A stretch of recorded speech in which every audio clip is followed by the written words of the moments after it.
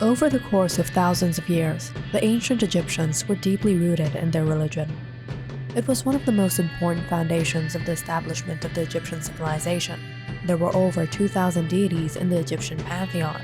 Some of these deities' names are well known, like Isis, Osiris, Horus, Amun, Ra, and Anubis, while many others less so.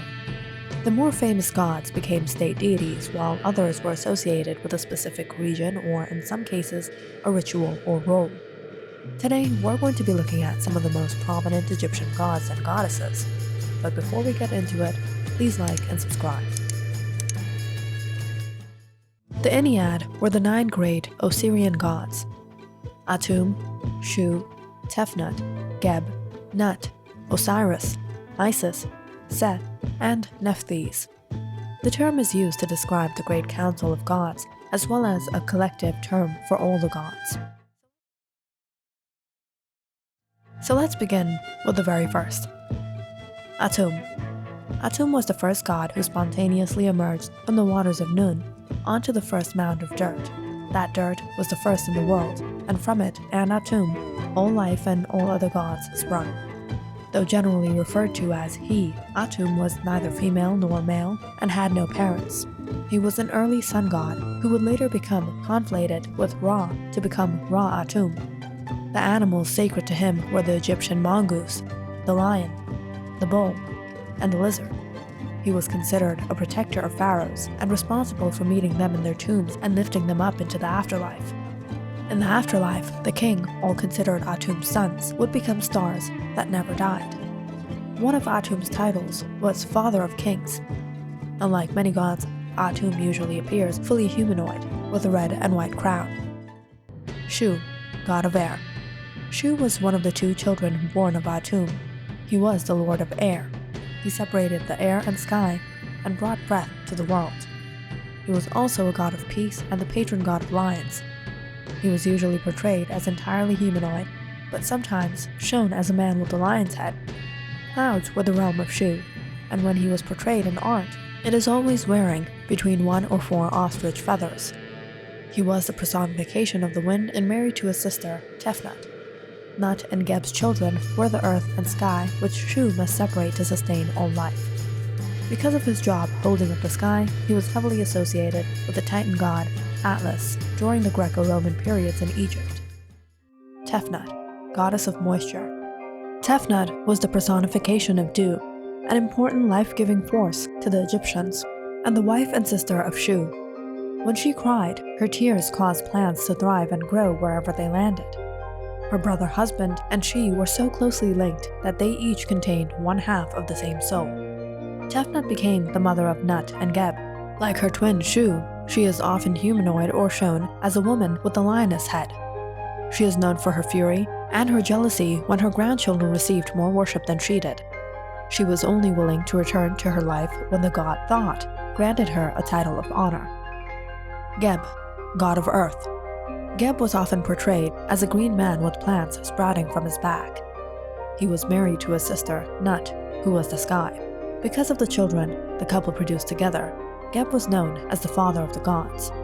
Geb served as a judge in disputes between the gods, most famously in Seth and Horus's contention. It was up to him to judge who eventually was given the earth after the death of Osiris. Because of this, the godly pharaohs were known as the heirs of Geb. Geb wore a viper around his head in many portrayals. For this reason, he is often called the father of snakes, which has both positive and negative aspects in regards to ancient Egyptian religious belief. Nut, goddess of the sky. Nut was the sky, and she touched each of the cardinal points as she stretched across the whole earth. She was occasionally a cow goddess, but more often she was simply a giant humanoid woman arched over her brother husband, Geb. Shu, their father, kept them apart. Later, when Ra came into popular mythology, she was often shown as his wife. Her relationship with Geb caused him to take vengeance, and stopping her from having children until 5 extra days added on to the end of the year by Thoth. She was said to swallow the sun every night and birth it every morning. That was also an essential part of kings' funerary rites, protecting them and providing breath and water for the next life. She was also responsible for keeping chaos and order separate from each other. Nut's body was covered in stars, and as such, she ruled over all heavenly bodies. Osiris, god of the dead and funerals. Geb and Nut's firstborn son, Osiris, was originally the ruler of Earth and a god of agriculture. He was known as eternally good in everything he did. However, Osiris was murdered by his jealous brother Seth, who wanted to take over the Earth. His death was then avenged by his son Horus. Osiris's sister wife Isis and their sister Nephthys worked together to revive the dead god.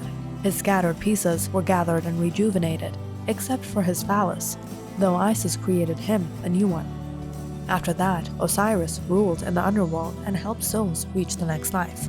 He was also humanoid and had green skin in his earthly form and black in his underworld association. He was also one of the most powerful and revered of the gods. He was sometimes considered a god of the moon and responsible for judging the people who enter the underworld to test their value in the next life. Isis, goddess of magic and motherhood. Known as the Divine Mother, Isis was the sister and wife of Osiris and Horus's mother. She was the one who brought Osiris back to life after his murder by his brother Seth. She also took Horus and fled after the murder, accompanied by 7 scorpions. Isis was known as a loving mother, and once brought back the child of a woman who had wronged her just because the child did nothing wrong. She was very close with the goddess Hathor, who helped her bring Osiris back to life. Isis was also extremely popular during the Greco-Roman occupation of Egypt, during which she was known as the Queen of Heaven.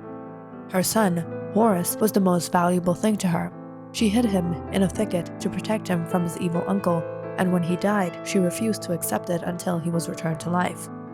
As well as goddess of magic and motherhood, Isis was often associated with the sky, wisdom, kingship, family, and mourning. In Ptolemaic times, she was often considered the queen of the entire cosmos. Seth, god of evil and chaos. Seth was jealous of his brother and took his life, only eventually being vanquished by his nephew Horus. He was actually the husband of his sister Nephthys, though she didn't particularly love him by all accounts. Despite his crimes, however, Seth did have several followers. Reincarnation was such an essential part of Egyptian belief. Seth was seen by many as responsible for triggering the first due to Osiris's death and rebirth. He and Osiris were heavily associated with color, where Osiris was black and Seth was red. His supposed son by Nephthys was Anubis, though Osiris was actually Anubis's father. He was the father of Maga, the crocodile god, by Anat or Astarte. Seth was also a storm god with power over terrible weather. Nephthys, goddess of funerals.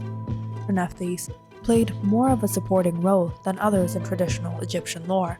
She and Isis often worked together in funerary rites, as Nephthys was by Isis's side during Osiris's embalmment. Though she was married to Seth, she was much more loyal to Osiris and is not associated with evil. She and Seth never had biological children. Instead, she produced Anubis by Osiris, either by taking Isis's appearance or by giving Osiris wine. This didn't affect her relationship with her sister. She hid Anubis until Osiris's death, after which she fled her husband, and Isis helped her get Anubis back. In some stories, Isis then adopted Anubis. After that, the sisters were inseparable. Anubis. He was known to the Egyptians as Anbo, and Anubis in the Greek version of his name. He is a very ancient god whose name is associated with the processes of embalming and funeral of the dead. Hathor. Hathor is the daughter of Ra, and the gods of music, love, and beauty, represented in many forms. Sometimes they are depicted as a cow, sometimes as a woman carrying the sun above her head between 2 horns of a cow, and sometimes in the image of a woman with a cow's head. The cow was a symbol of peace and love. The name Hathor means the sanctuary of Horus. She is who took care of Horus after the departure of his mother Isis to search for the remains of Osiris. Sekhmet. She is the daughter of Ra, the fierce fighter and lady of the 2 lands, as the ancient Egyptians called her. Sekhmet is shown in the form of a woman with a lioness head, on top of which is the sun surrounded by a cobra snake and holds in her hand the key of life. The name Sekhmet means strong. It was a source of strength for the ancient Egyptians. Bastet. the feline goddess. She is one of the most famous deities of the civilization of the pharaohs.